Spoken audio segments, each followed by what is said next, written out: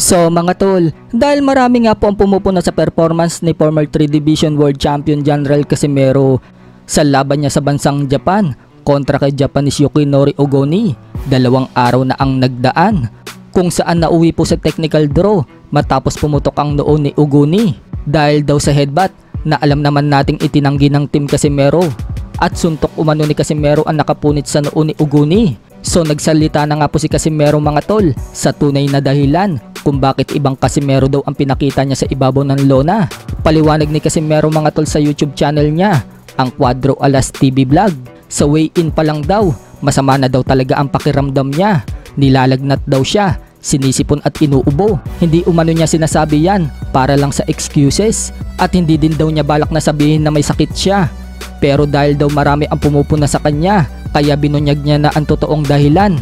Pero kahit na may sakit daw siya mga tol, hindi daw niya pinahalata dahil nandyan na daw yung laban at marami daw nag-aabang sa kanya dahil kung hindi daw niya ituloy ang laban, baka daw masira pa ang event at hindi naman daw siya nagpabaya sa score at talagang lumalaban siya ng buong tapang. Kaya sa mga boxing fanatics daw dyan, umayos daw sila sa pinagsasabi sa kanya.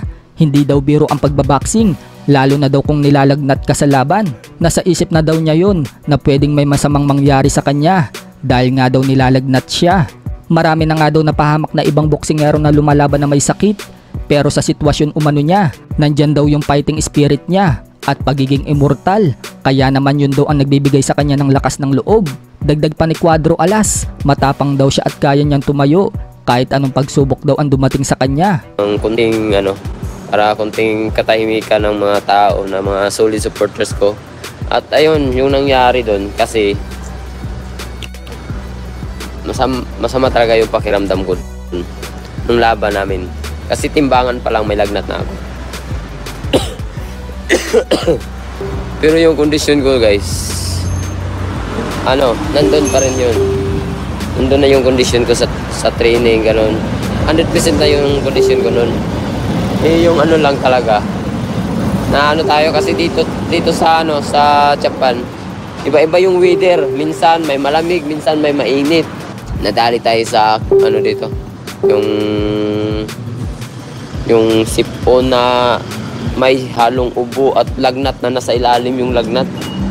Pero hindi ko na sana kailangan na sasabihin tong ganito kasi baka sabihin naman na lang yun yung anong tawag nun kasi Bisaya alibay Tagalog alibay. Hindi ko na sana sasabihin to pero alam nyo naman para kunting katahimikan lang ng mga at lalo na sa mga boxing fans, yung mga boxing fanatics dyan, umayos kayo dyan dahil nagkaganon yung laban. Dahil tingnan nyo yung pakiramdam ng tao kung ganun. Alam nyo naman guys, sa boxing hindi biro yung boxing, lalo na pag may lagnat ka, masama pakiramdam mo. Yun, nasa isip ko na yun na pwede talaga na may masamang mangyari sa inyo kasi pag may masama yung pakiramdam mo, may lagnat ka, number 1 na yan sa mga boxer.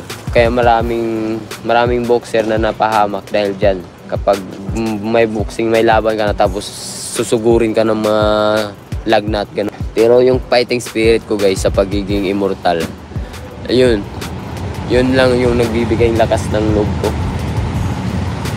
at tapang na kaya mong tumayo kahit anong mga pagsubok na dumating.